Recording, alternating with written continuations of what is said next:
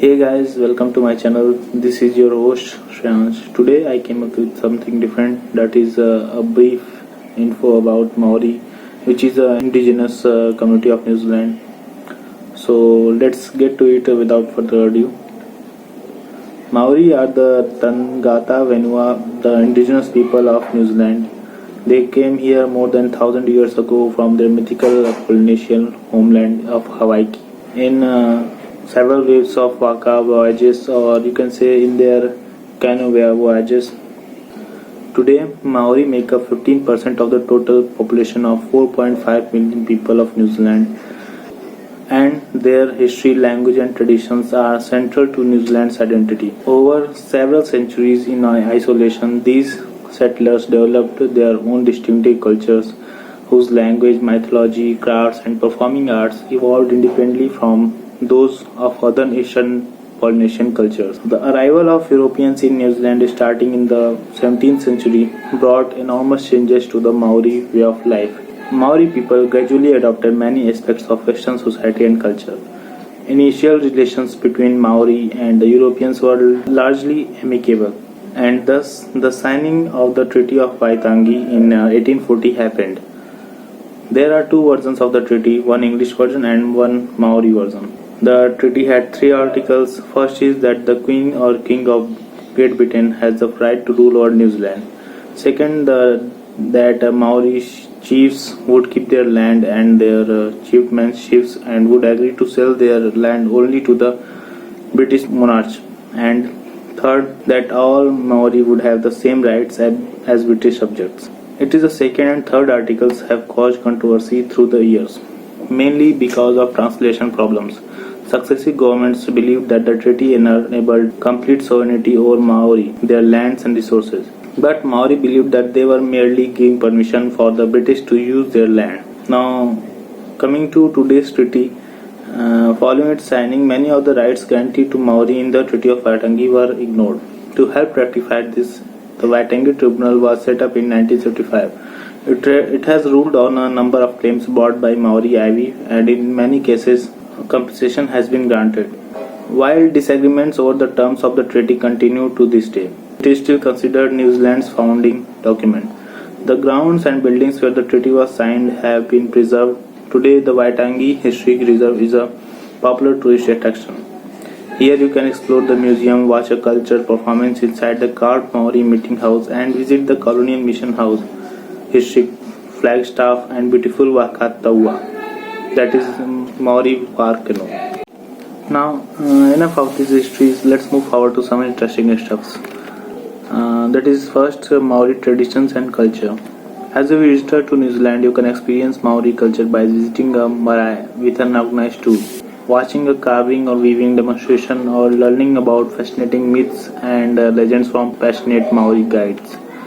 The best place to observe Maori culture is on a marae, that is tribal meeting grounds.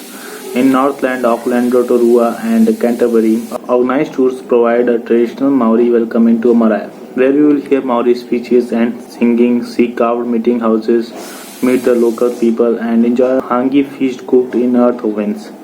You need to be a part of a tour to visit a marae. Second, Pahori, that is Maori welcome. Pahori or welcome ceremonies provide a special opportunity for visitors to experience Maori traditions in action. A Pahori normally takes place on a marae or Maori meeting grounds. The marae sits at the heart of any Maori community. A Pahori usually begins outside the marae with a vero, that is a challenge.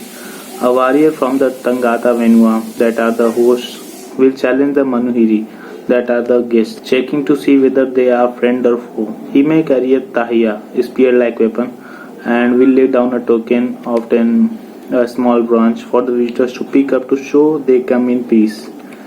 Then an older woman from the host side will perform a karanga, that is the call to the manuhiri. This is the visitor's signal to start moving onto the marae. A woman from among the visitors will respond slowly and silently with the woman in front of the men. They will pause along the way to remember their ancestors who have passed on. Once on the marae grounds, and either in front of or inside the main ancestral house, the guests and host take their seats facing each other. Now speeches are made, usually by the older men of the two groups, and a song is sung following each speaker support his address. After the speeches, the visitors present a koha, that is a gift, to their hosts. To cap off normal proceedings, visitors and hosts greet each other with a hongi, that is a ceremonial touching of noses. After the pauri, kai, that is a local food, will be shared, in keeping with the Maori tradition of mana kitanga or hospitality. Third, te rie Maori, that is a Maori language. In New Zealand, the Maori language is experiencing a revival. Try to learn some Maori language phrases while you are there by starting it with kia ora. That simple means hello. When you visit New Zealand, you will immediately become aware of the Maori language, as the vast majority of place names are indigenous. At first, you may be puzzled by the seemingly impossible to pronounce names. In fact, Maori has a logical structure and, unlike English, has very consistent rules of pronunciation. So, try these Maori phrases when you visit New Zealand. First, kia ora, that is hello. Second, kia ora tatau, that is hello everyone. Tena koe, greetings to you, which is said to one person. Tena kautau, greetings to you, which is said to 3 or more people. Now my hirim my welcome. Kai ti pehia koi, that is how's it going. Kai te pai, that is good. Tino pai, that is really good. Ka kite ano, that is see you again. The Maori language consists of 5 vowel sounds: a, e, I, o, u. There are 8 consonants in Maori similar to those in English: H, K, M, N, P, R, T and W. Maori language revival. The Maori language is considered a national taonga, that is treasure, and is spoken by around 23% of New Zealanders. The language is undergoing a revival with initiatives like Maori Language Week, Maori Language Schools, and a Maori language television station, all playing a role in growing te reo. Now coming to the next segment, kapahaka, that is the most important and very interesting, that is a Maori performance. Kapahaka, or traditional Maori performing arts, forms a powerful and highly visual part of the New Zealand cultural experience. Kapahaka is the term for Maori performing arts and literally means to form a line, that is kapa, and dance, haka. It involves an emotional and powerful combination of song, dance and chanting. Kapahaka is performed by cultural groups on marae, at schools, and during special events and festivals. While you are in New Zealand, take the opportunity to experience the excitement of Kapahaka for yourself. During a Kapahaka performance, you will experience a range of compositions from chants and choral singings to graceful action songs and ferocious war dances. Many performances include skilled demonstrations of traditional weaponry. So there are lots of varieties of Kapahaka. First is Vayata Aringa. In a Vayata Aringa or action songs, the lyrics are supported by symbolic hand movements. The performers flutter with their hands quickly, a movement called viri, which can symbolize shimmering waters, heat waves, or even breeze moving the leaves of a tree. Vayata Aringa are usually accompanied by a guitar, can be slow, fast, serious, or fun and flirtatious, depending on the context. Next is Poi. Poi is a form of dance in which each performer skillfully twirls one or more poi, that is a ball, on a cord in perfect unison with the others. Sudden direction changes are achieved by striking the ball or a hand or other part of the body, and the noise creates a percussive rhythm. Poi dancers are usually women, and a skilled performance will strongly convey a sense of grace, beauty, and charm. Next is Haka, which is the most important and most ferocious. Haka are war dances with loud chanting, strong hand movements, foot stamping, and thigh slapping. Performance may incorporate traditional weapons such as tahiya, that is the spear-like weapons, and patu, that are the clubs, into their haka. The New Zealand's All Blacks rugby team famously performs their haka before every game, and it is likely you will see this very same haka if you attend a cultural performance. We will see haka, that is a war dance, in detail later in this video. Next is Pukana. Pukana or facial expressions are an important facet of Maori performance. They help emphasize a point in a song or haka and demonstrate the performance ferocity or passion. For women, Pukana involves opening the eyes wide and shooting out their tattooed chin. For men, it means widening the eyes and stretching out their tongue or baring their teeth. Though these expressions may be intimidating, they are not necessarily a sign of aggression, but may simply show strong and deep felt emotions. Now, what I'm talking about, coming the video later, the haka, that is Maori war dances. Now, prepare yourself for the energy and awe of the haka. Watch this video and get to know more about the dance. And now the All Blacks just waiting for the French to peel off the tracksuits, stand in front of them and receive the challenge of the haka.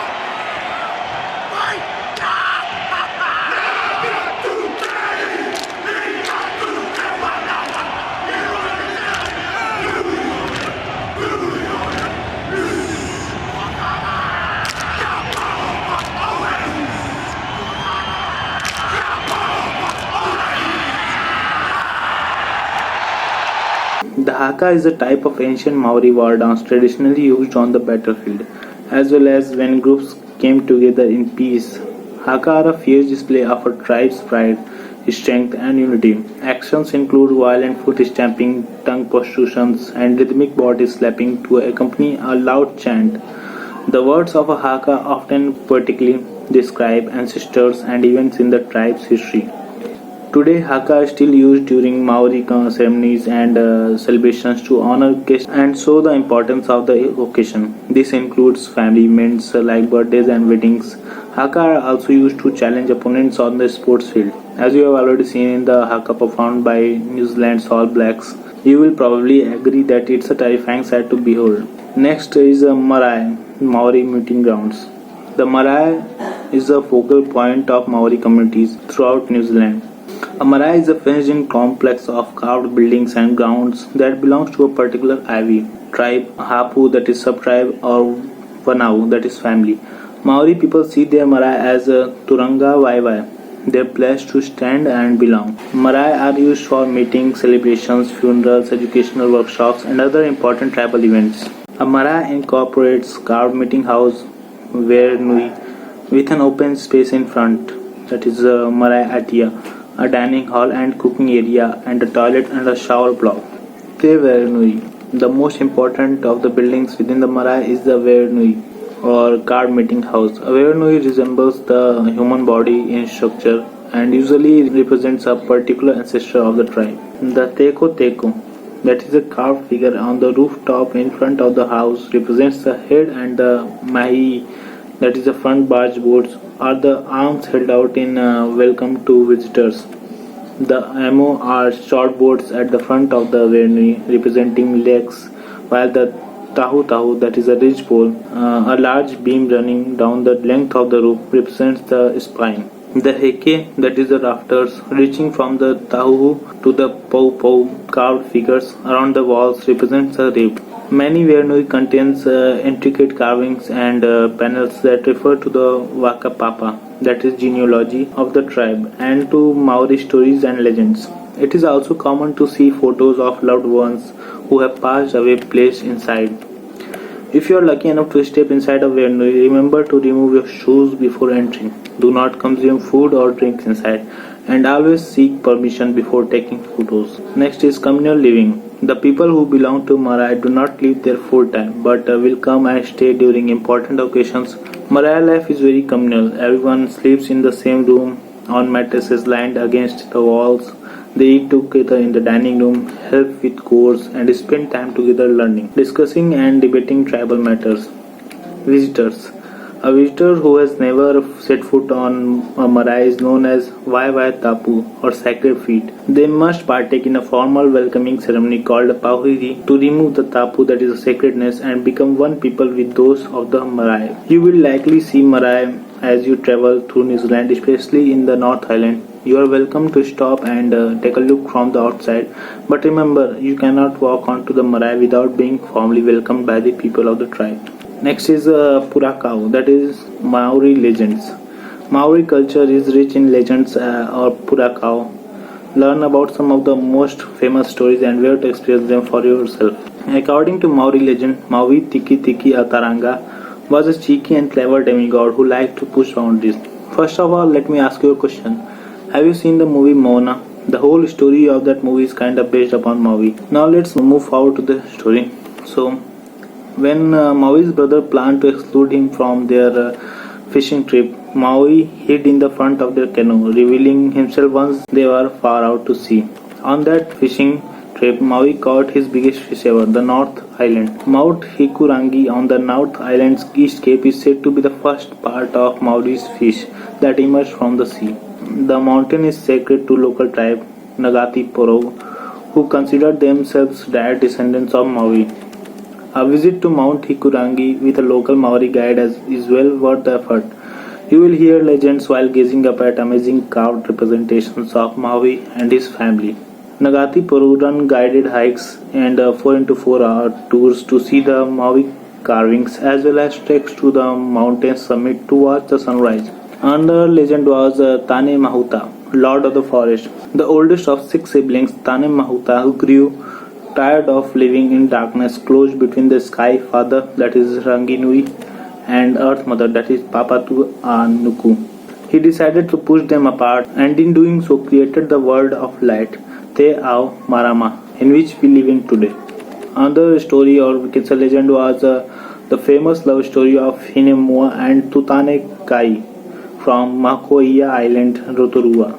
Hinemoa and Tutanekai were New Zealand's very own Romeo and Juliet, two star-crossed lovers whose liaison was both passionate and forbidden. The tale has a happy ending though, as they provided the strength of their love through a dramatic and dangerous act, thus gaining the acceptance of their families.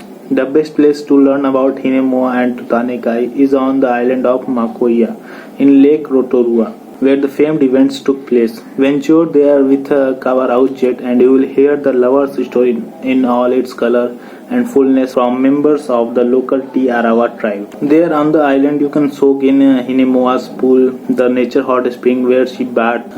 You will also get to experience a traditional welcome ceremony, delicious Maori food, and a bushwalk to see native plants and birds. Next legend is Paikia the Whale Rider. Maori legends tells the story of the ancestor Paikia, who journeyed to a new life in New Zealand on the back of the whale Tahura. The story represents the spiritual bond between the human and natural worlds and the potential revealed when nature is respected rather than exploited. Now let's move forward to our next subtopic, that is Tamoko, Maori tattoo, which is very famous among the youngsters. Tamoko, Maori tattoo. It is a unique expression of cultural heritage and identity. It reflects the individual's waka papa, that is ancestry, and personal history. In earlier times, it was an important signifier of social ranks, knowledge, skill, and eligibility to marry for men and women. Traditionally, men received moko on their faces, buttocks, and thighs. Women usually wore moko on their lips and chins. Moko was sometimes applied to other parts of the body, including the forehead, neck, back, stomach, and calves. Today, moko is experiencing a resurgence, both in traditional and modern forms. where Maori designs are used for aesthetic reasons without traditional significance. This is referred to as a kirituhi or skin art, from hammer and chisel to modern tools. Before the arrival of European settlers, the complex designs of tamoko were literally carved into the skin.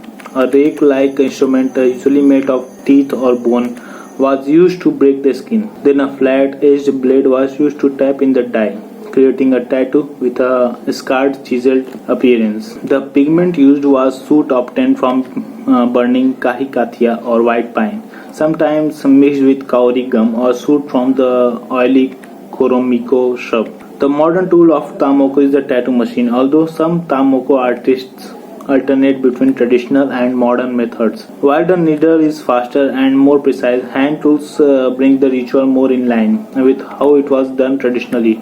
Now to our final topic, Toi, Maori arts. Maori creative arts like weaving and carving celebrate the past and continue to evolve through fresh inspiration and new materials. Raranga, the art of weaving. When Maori first arrived in Aotearoa, they encountered a climate that was extreme compared to their homelands in Polynesia. They adapted quickly by utilizing their existing twining and weaving skills to produce korowai, cloaks, and other practical objects such as kete, that are the baskets, and wariki, that are the mats. The most widely used weaving material was and still is hara keke, that is otherwise known as New Zealand flax. Weaving women. Weaving is traditionally done by women, and skilled weavers are prized within their tribes. Aitia te wahine o te pa hara keke is a Maori proverb that translates to mean marry the woman who is always at the flax bush, for she is an expert flax worker and an industrious person. Cloaks of beauty. Traditionally, cloaks were woven by hand between two upright weaving pegs. Feathers and decorative threads were integrated into the fabric as weaving progressed. Natural dyes were used to achieve a variety of colors, paru, and used to achieve a black tone, and tani kaha, that is the bark, produced brown. Waha Kairo, the art of carving. Rather than purely being decorative, Waha Kairo, that are the Maori carvings, each give a unique narrative. The stories passed down through generations explain cultural traditions and tribal history. The traditional Maori carvers were men. Their craft included precious adornments, weapons, tools, musical instruments, canoes, and decorative panels, and posts from the various buildings within the village. A sign of prestige. Precious adornments were and are still worn as a sign of prestige. They included ear pendants, breast pendants, and carved combs worn in the hair. These were made from pau namu, that is the jade or green stone, whale ivory, and whalebone. Although other materials like albatross feathers and shark teeth were also incorporated. Pau namu from the South Island is highly prized for its beauty and strength, and is still used for making adornments today. Symbols and patterns. Maori carvings are rich in symbolism and use common patterns, though styles differ between tribes. Symbols includes the tiki, which represents the human figure, and the manaya, a creature with bird-like head and serpent-like body, associated with a guardianship. Traditional patterns used in carving were often inspired by the natural environment, including spider webs, that is punga vere vere, fish scales, that is unau nahi, and the unfurling fronds of the fern, that is koru. Okay, so I became interested in reading about Maori people because I was really intrigued to not only read about different cultures, but I was also very excited to teach other people about Maori people as well. I wanted everyone who sort of watches a video to hopefully grasp better education on the struggles that Maori people went through, on the legends and histories they had, their traditions, their language, their tattoos, their performing arts, and sort of get a better knowledge and education on how the Maori people are today and how they were in past. I hope that everyone who watches the video enjoyed it and learned something from it. Thank you for watching. Have a good day.